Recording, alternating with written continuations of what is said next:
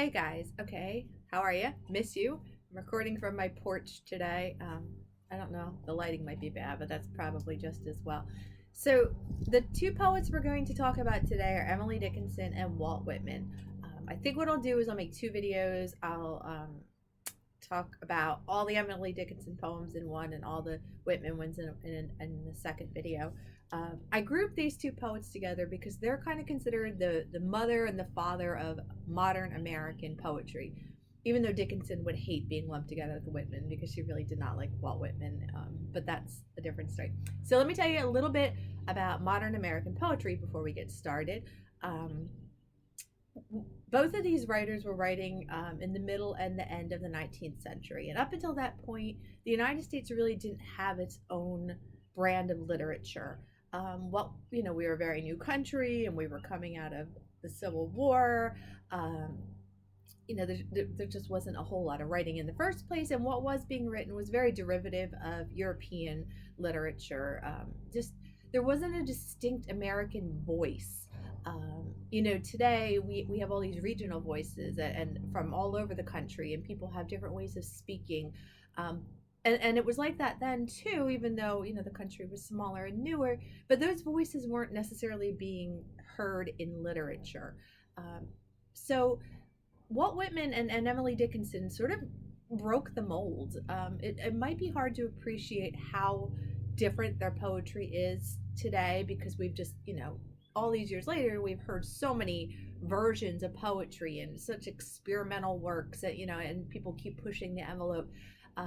And so, Dickinson and Whitman's work might seem sort of tame and how is this so groundbreaking? But it truly was. Both the themes that they wrote with, Walt Whitman was the first poet to write in free verse without a rhyme and metrical pattern. And people read it and said, how is this even poetry? They simply wrote in their authentic voice from where they live, basically, their culture, their society. They weren't writing like anything else that was being written anywhere else in the world. And it was groundbreaking work, and so they're sort of recognized as being the first true American voices in literature. And then in the beginning of the 19th century, that really blew up. We had the modernist movement, which I'll talk about a little bit more when we do poems by William Carlos Williams and Wallace Stevens and some of the other modernists, Ezra Pound, who really took ideas of creating an American voice and took it to another level. But Emily Dickinson, I'm sure everybody's heard of Emily Dickinson before. She's got a lot of mystique and mystery surrounding her life. Um, and it keeps evolving, even more than 150 years later, people are still finding out new things about her. Scholars are still studying her life. But essentially, she was born in Amherst, Massachusetts, into an intellectual family. Her father was a lawyer and a politician. Her brother was a lawyer. Her house was a nexus of intellectualism. So, her father was well connected with a lot of, politicians and people who were, big thinkers in the day. And people like that would come to the house. And Emily Dickinson was really unusual in a lot of ways for a woman in that era. She was born in 1830, I want to say. I should always double check these things. I believe she lived 1830 to 1886, but you can double check that.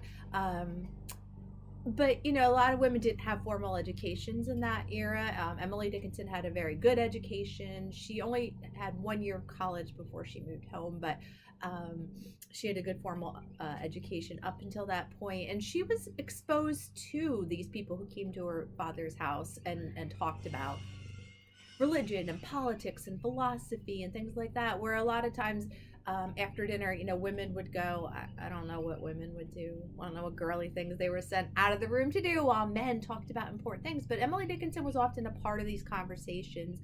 And even later, when she really didn't face to face communicate with people as much, she was a prolific letter writer and wrote letters all her life to people all over the place. So she was always, a thinker, a rule breaker, puritanic, not Puritans anymore. Obviously, we're going a little further than that, but really strong religious roots in Massachusetts in that era, and she kind of rejected those for her own ideas of spirituality. She just didn't really care too much about what society's norms said a woman or a young woman of her age should be. She's often portrayed as this woman in white, this sort of mysterious woman. And a lot of that stems from the fact that after she tried that 1 year of college, she moved back home into her childhood home, and she never moved out. She never married. People have hypothesized that she had an anxiety disorder, that she was agoraphobic. It's kind of hard to diagnose someone posthumously, but she did live a pretty isolated life almost all of her adult life. But although, like I said, even though she didn't leave her home really, she did have a lot of friends and a lot of correspondence with people. So she was always connected to people, but she stayed at home. Another thing that people have speculated about wildly is Emily Dickinson's love life, because both her letters and her poetry, there's a lot of passion. We looked at the poem Wild Nights, which was sort of a shocking poem for a woman. It wasn't a delicate love poem. It was kind of like a hot, sexy love poem for the era, but Wild Nights, right? And so, for years, people have speculated, because she never did marry and she never had a public romance of any kind, who was all this, love and admiration and lust devoted to. And in recent years, scholars have found a couple things. One is that she probably did have a relationship with one of her father's friends later in her life, who was a widower. She probably did have a romantic relationship with him, but probably the greatest love of her life was her sister-in-law, her brother's wife, Susan, who she knew from the time she was a teenager. Scholars have been able to go back and see a lot of things that she had written had been erased, either by herself or by her publisher, and they could go back and read those erasures and find out that Emily Dickinson probably had a long relationship with her sister-in-law. Again, I don't think, it wasn't something that she was open about, but I don't think that Emily Dickinson particularly cared too much for the norms, and probably I don't know. I don't think she would have been shocked if people found out about that. But I don't know. That's me absolutely reading into her life. So Emily Dickinson wrote prolifically. When she died, they found close to 2,000 poems in her desk drawer. A few of her pieces had been pulled out here and there during her lifetime and published, but against her will. She never published her poetry in her lifetime.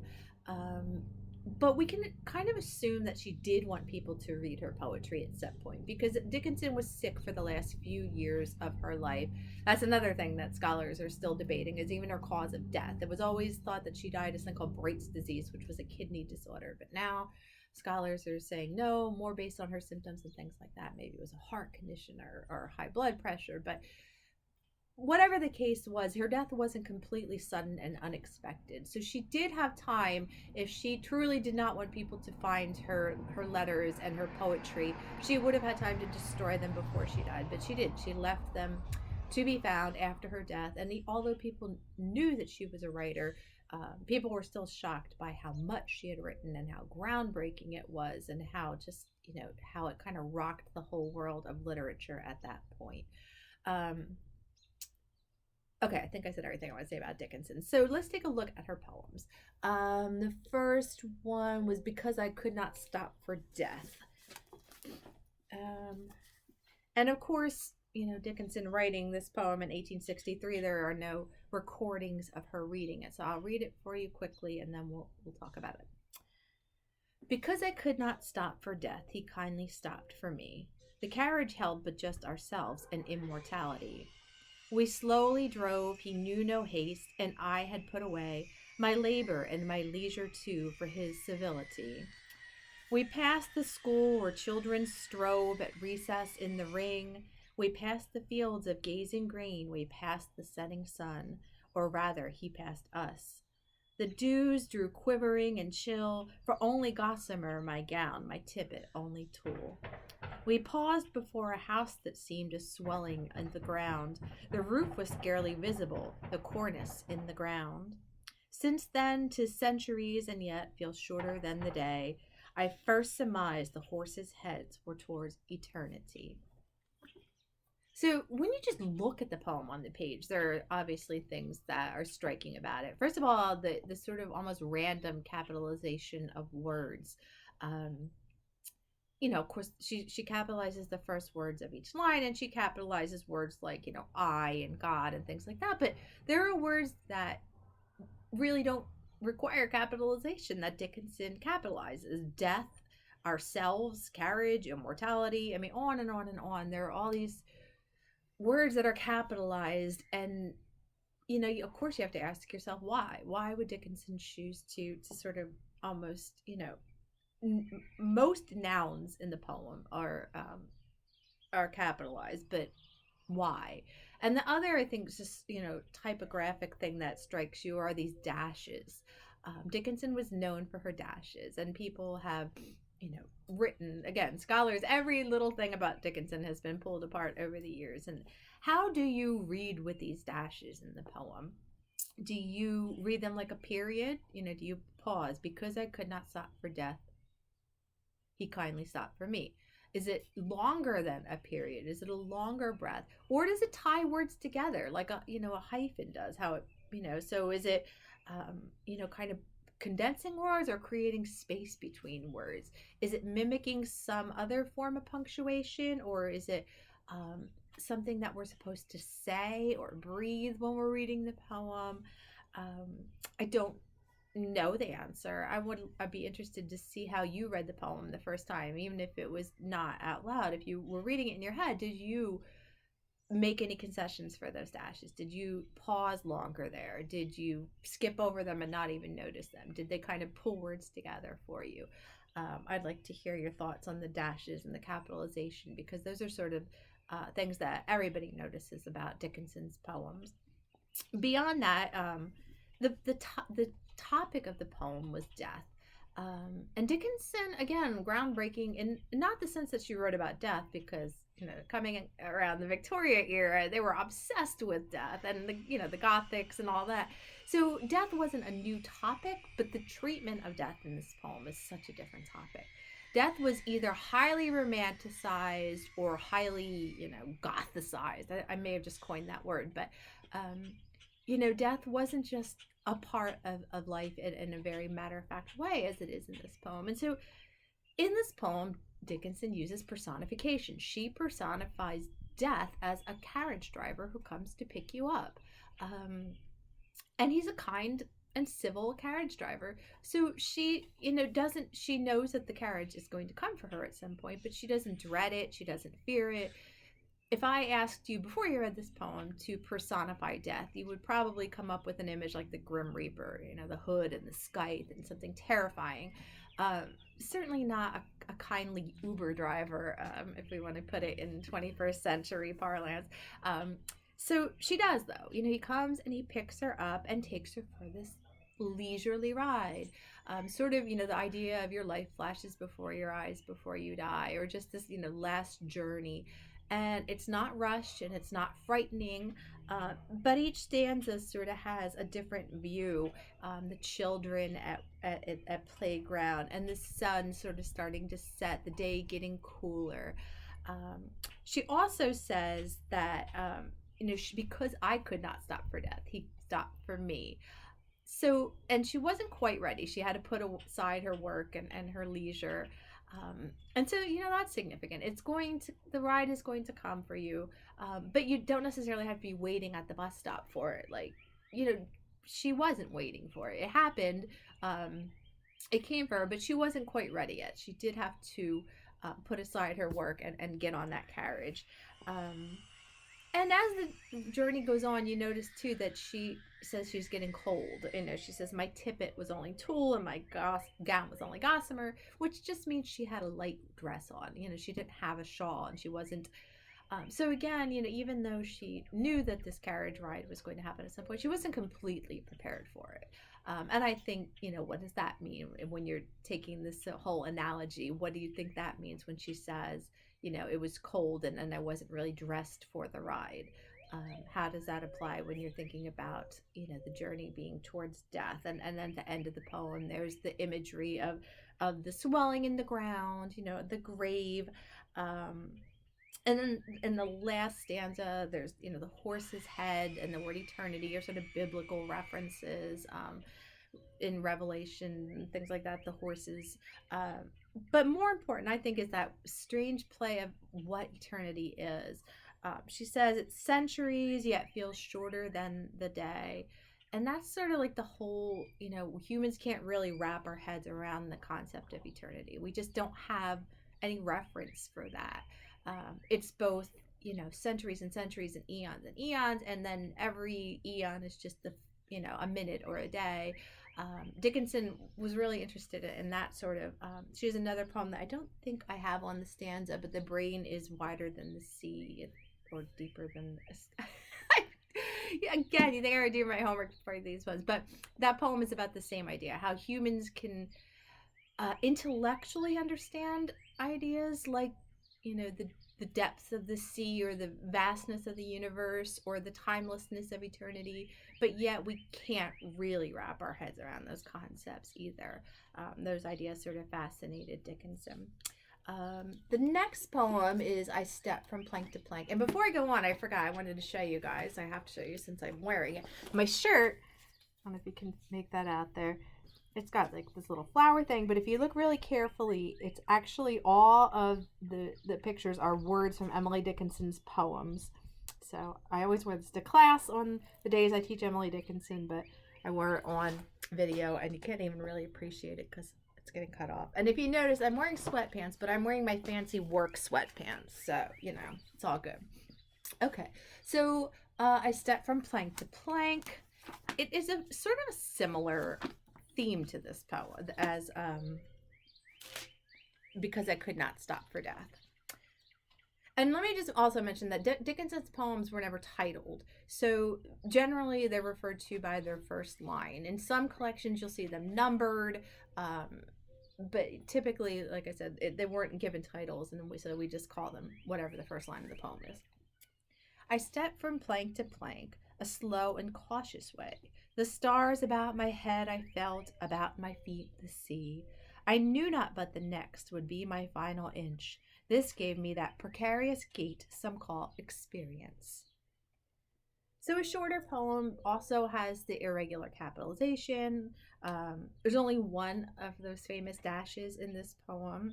Otherwise, the only punctuation is a period at the end of each stanza. But if you can kind of visualize this poem, it just simply tells the story. And if you picture it being like a deck, or where a boat would be, like on a lake, or a boardwalk kind of extending over the water, with these wooden planks, she's literally taking step from plank to plank. And we know it's nighttime because the stars are out above her head, and the sea is beneath her feet. So imagine it's night and it's dark, and you are walking along this plank, this pier that extends out into the water. What's going to happen at some point?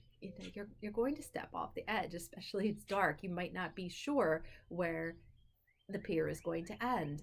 And this is sort of a metaphor for life in this poem. You're through life, you are simply taking one step, and at some point where you don't know where or when, you're going to reach the edge and you're going to walk into the sea. And she says, I knew not when, I was going to reach the edge. And she said they gave her a precarious gait. So again, you can imagine if you yourself were doing this, you would kind of, each step, you would kind of toe it a little bit to see if there was still solid wood beneath your feet. You wouldn't just, she's not saying rush headlong. She's not saying that you're going to fall off the edge at some point anyway. So just, balls to the wall, right? She definitely has a precarious gait. She's cautiously stepping, but she is stepping. I think the other alternative is just to stand still. Like, I'm not going to move because if I keep walking, I'm going to fall off the edge at some point. So I'm just going to stay put where I am. And especially, when you consider Dickinson's life and how she was reclusive in a lot of ways, I think this is an important poem to notice. It's not like she's saying, I'm staying here in my home, I'm stopping, I'm, not moving on with my life. she was still taking those steps, precariously perhaps, but still moving on with her life. Um, but she calls that experience. That precarious gait is simply knowing that every step you take is moving you closer to the edge, but it's also a part of the journey. It's a part of life. It's an experience, and that if the alternative is to stand still, you're losing experience. You are, what's going to happen? Maybe you won't fall off the edges soon, but is that really a life worth living? So, very simply, I step from plank to plank is sort of a metaphor for moving forward with your life, even though there are a lot of unknowns, and might be dark and it might be a little frightening at times, but you should keep moving, even if it's precariously. All right, the last Dickinson poem, I need to find in my book here, is Wild Nights. Wild nights, were I with thee, wild nights would be our luxury. Futile the winds to a heart in port, done with the compass, done with the chart. Rowing in Eden, ah, the sea, might I but more tonight in thee. So there's a couple of exclamation marks in here. You don't see a lot of exclamation marks in in literature. Like that's like, whoa. That's passion right there for you. And again, this was like kind of startling for a woman. Wild nights, not romantic nights, not sweet nights, not tender nights, wild nights. She was a human being. She had sexual desires and she wrote about them. And again, I don't think a lot of women, as certainly in this era, would have been comfortable doing that. Exclamation marks and all. And of course, lots of dashes in this poem. So how, that does that sort of speed up the intimacy of the poem, or does it slow it down? Bring it. It's going to be a wild night, but we're going to take it slow. The second stanza there, it doesn't matter which way the winds are blowing if your heart is in a relationship, if your heart is in port. You don't need your compass or your map anymore, because you have found your place and you are going to moor, M-O-O-R, more in thee. Like I think of like spooning, like it's beautiful and it's romantic and passionate. Rowing in Eden, ah, the sea, even the like just everything about the poem is like a really ripe pear.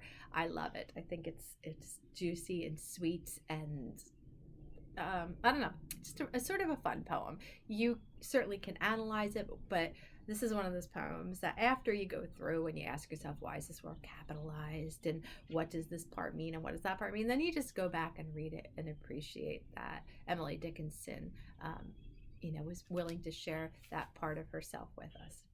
Okay, so I'm going to stop now. This is a really long video, I'm sure, and I'm sorry. And I'll come back with some Walt Whitman for y'all.